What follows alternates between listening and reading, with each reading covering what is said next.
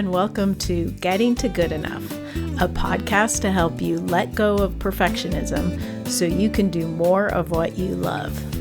I'm Shannon Wilkinson, a life coach in Portland, Oregon. I'm a recovering perfectionist who's getting better at good enough. And I'm Janine Adams, a certified professional organizer in St. Louis, Missouri, and I'm lucky enough to be naturally good at good enough. And today we're going to be talking about perfect floundering. Hey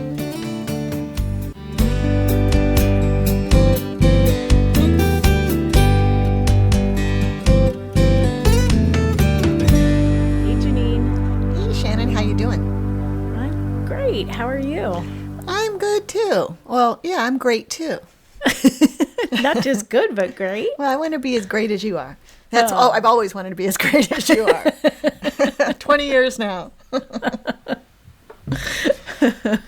Well, I think you're great as great, if not greater than I am. Oh, well, thank you very much. Yeah. So I'm dying to know what perfect floundering means. I mean, I know a little bit, but I want to know more. Yeah. Well, it was something that came to me on my run this morning. And I was thinking about how it just feels really uncomfortable to flounder, to like not know what you're doing and trying different things. And I thought, like, wouldn't it be sort of amazing if you could get perfect at floundering? Okay, yeah, because that means you're trying all sorts of different things, right? And getting past the discomfort about that. Yeah. And so, like, wouldn't it be kind of amazing if you could take, whatever it is in your brain that thinks that you need to reach for perfectionism and put that to work to help you try a lot of different things and sort of do stuff even when you aren't sure what you're doing or what the right way to do it is. And, as usual, big finger quotes around right. Right. And if you're framing it that's the perfect way to go about doing it, then your perfectionist self gets satisfied. Right. Huh. You're a genius. Well, I don't know about that, but I thought, like, it would be amazing because that's one of the things I think that is so hard when you deal with issues of perfectionism is allowing yourself to do things even when you don't know what you're doing. Right. And I think so many people don't allow themselves that, and therefore they miss out on a ton of stuff. Right. Right. And, the irony is if you already knew the right way to do something, you would just be doing it. Right. Yeah. So, and if you have something you want to do and you don't know the right way to do it, if you're afraid to flounder or to fail, then your life's just not going to be as enriched, and it just holds you back. I mean, I can relate to that. Yeah. Yeah. And also, floundering is just kind of a fun word to say. It is. Flounder. It's kind of a fun image too. It's a fish, right? Is the flounder that flat fish? Yeah, I think it's the flat fish that has both its eyes on the same side. Oh. Yeah. Yeah. Those are weird. And fun. Relatively fun as fish go. Yes. Yeah. But I can think of so many different ways where if I thought, if I sort of let my brain be in charge of floundering more, that it would be more fun, that I would learn faster, that I would get to the stage of feeling comfortable more quickly. Mm-hmm. And it takes the pressure off. Right. Right. Yeah. Makes it part of the process of learning. Yeah. Yeah. So, the other thing to keep in mind is that if you're wanting to get better at something or learn something, but in some way sort of increase your skills about something, and it could be anything. I mean, it could be, it doesn't have to be something that we think of as a traditional skill, like, I don't know, knitting or drawing or something like that. It could be a more, a soft skill, like, relationships or communication or something like that. But if you, I totally forgot where I was going with this. It was so smart too. Damn, I was on the edge of my seat. Let's see.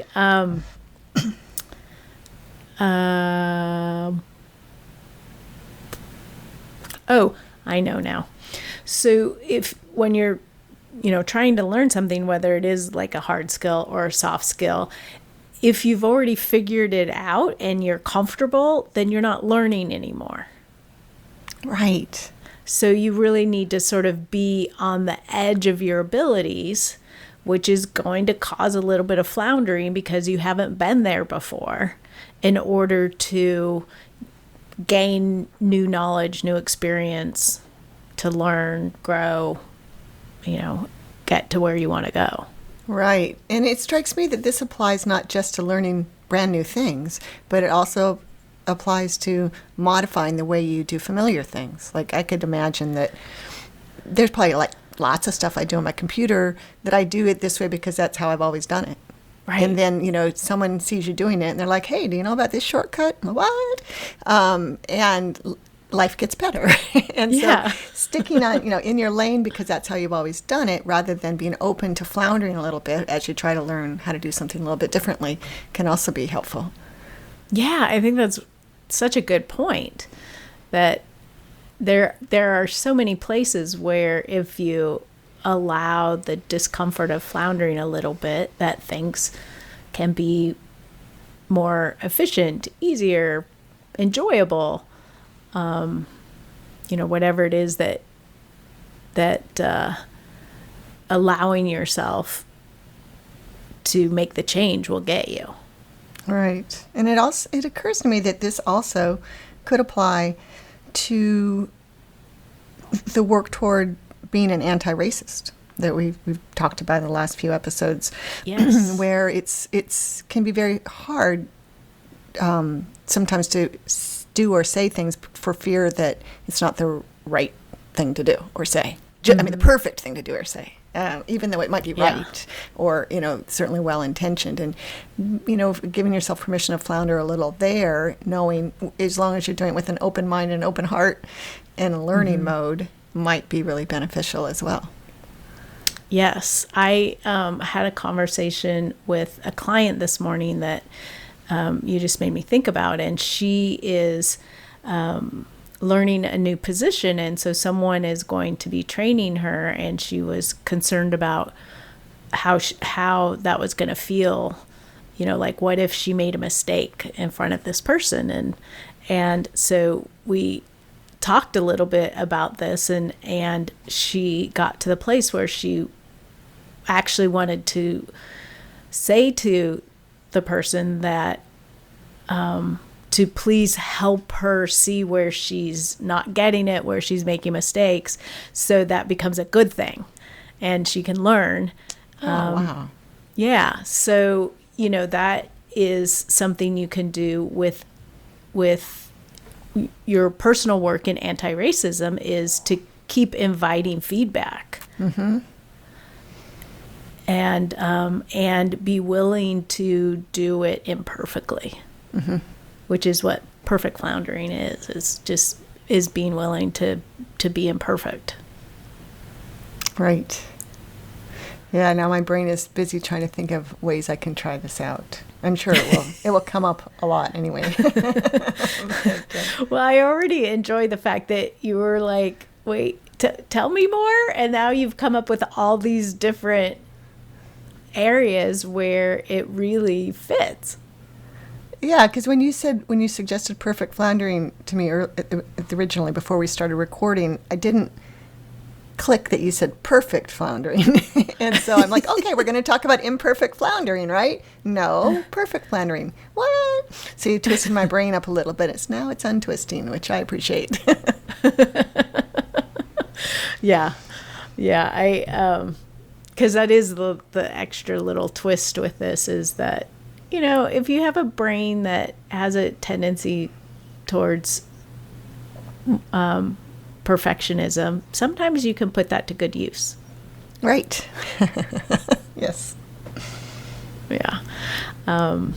But I can just think of so many areas where if you make floundering the goal, like, if you really recognize that floundering is going to get you where you want to go, that, being uncertain and trying different things and feeling uncomfortable is the process to get you where you want to go, it totally shifts your relationship with it. Yeah. Can you share some of those examples? Well, the one thing I want to say before that is that the way that happens is it separates sort of your identity from the actions that you're taking. Yes. So it doesn't say anything about you as a person if you are embracing this idea of floundering. Then the floundering doesn't mean that, you're incapable or, whatever negative things your brain says to you when you are struggling, when you're not in that perceived place of perfection. But if you sort of set yourself up to do this, like, this is the plan is I'm not going to know how to do this, and so I'm just going to keep trying until I figure it out. Mm-hmm. Then it makes it less of a struggle. Does that make sense? Yes, it becomes rather than you being the flounderer, the floundering is just a process or an experiment. Right. And it's not you. Yeah. Right. Yeah, that does make sense. Yeah. I think it is good to, before you embark on a period of perfect floundering, that you get really clear about what it is you're trying to achieve. Oh, so you know when you've succeeded, or yeah, that does sound important. Right, because otherwise it's just hapless floundering. Not perfect floundering. I see. Look what you did. Yeah. So, to use the anti-racism model, like, I think the thing about that is that you're always moving towards discovering and dismantling systems of racism and biases that you hold internally, and then the systems of racism externally, and your participation in those. And that work will never be done. Mm-hmm. At the same time, you know what you're working towards. Right. So you don't just feel like you're floundering haplessly, right? That right. Makes a lot of sense. Yeah. So, it's a way to get started that gives you enough comfort to, in this case, start something that's probably going to feel sort of uncomfortable. Because, you're going to uncover a lot of things that you never thought about. Mm-hmm. In quite the same way. And I think it's true in other situations. You may achieve a level of, a level of knowledge or mastery or expertise or something where you don't necessarily want to push yourself anymore, which may be true more for hobbies or, a particular skill you're trying to learn. Right. And it's okay to, especially like in a hobby, it's okay to just enjoy doing it. Right. I mean, if your hobby is putting together jigsaw puzzles, there's certainly different strategies you can use, but you don't have to switch it up all the time when you have right. a comfortable mode that you do it with. Yeah. Yeah. Yeah, and I was just thinking about that in terms of like starting a yoga practice. Mm-hmm. I think that's something where people feel like they're floundering a lot, particularly if they're new to it.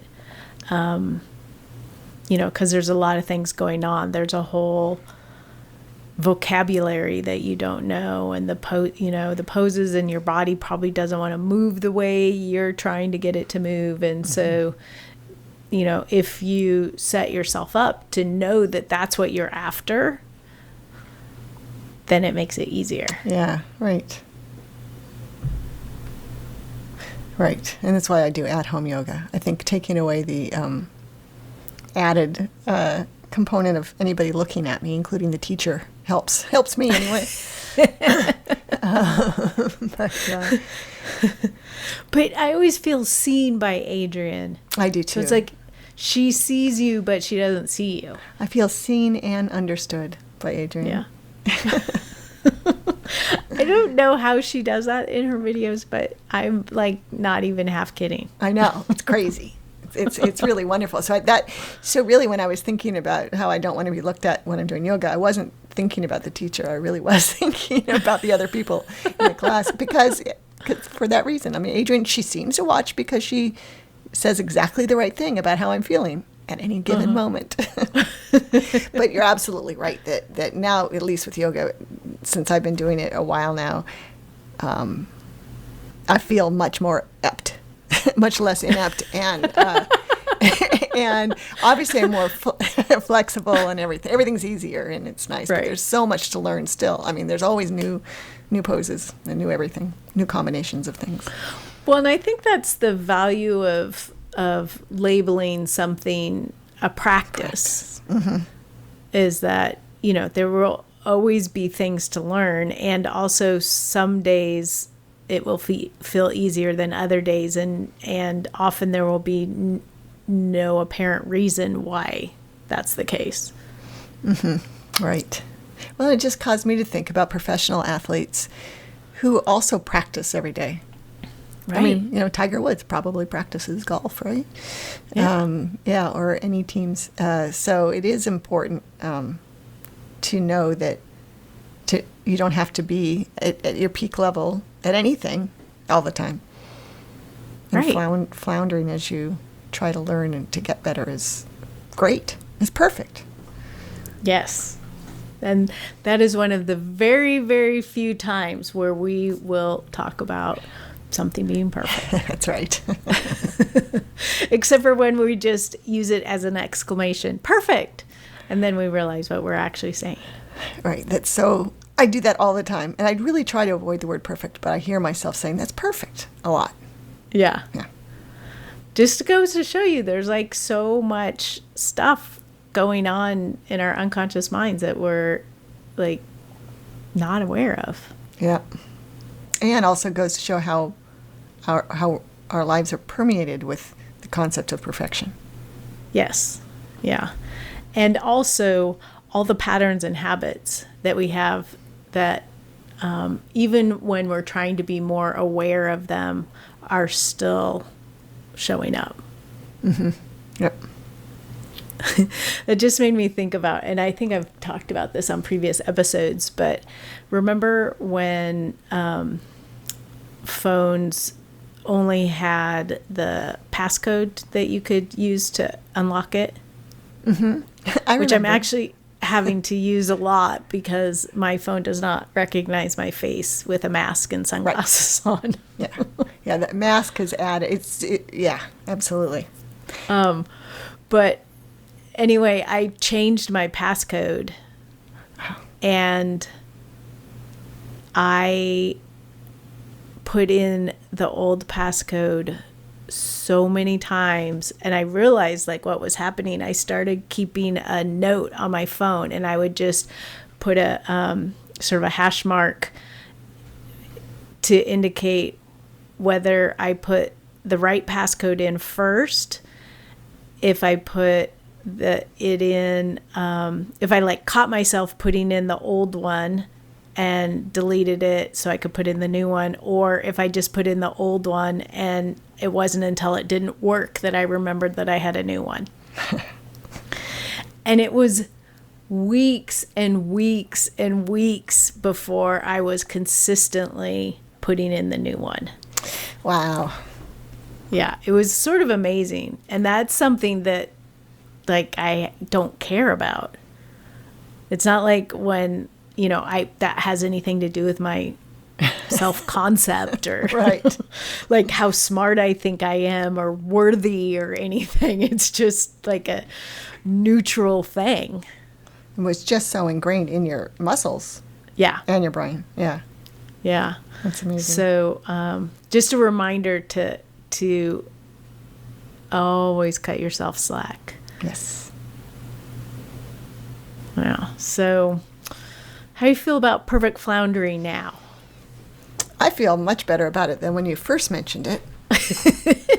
And I think it's a great concept, and I think it's going to be one that sticks with me. Yeah. Good. All right. Well, we want to hear from you. What are you practicing perfect floundering with? You can let us know on the show notes at not at gettingtogoodenough.com, but that's the website address. I don't know why that sounded weird. And we're on Facebook and Instagram at gettingtogoodenough.com.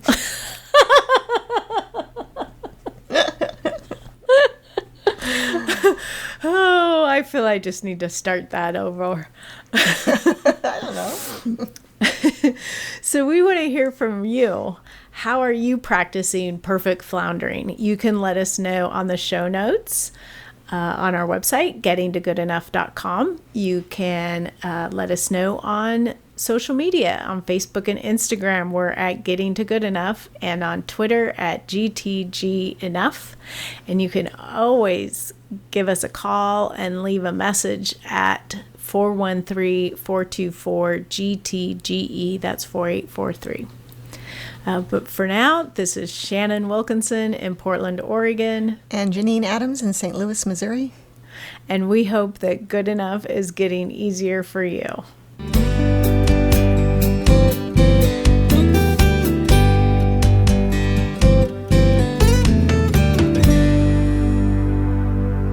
Maybe I'll just go ahead and leave my perfect floundering in and not edit it out. There you go.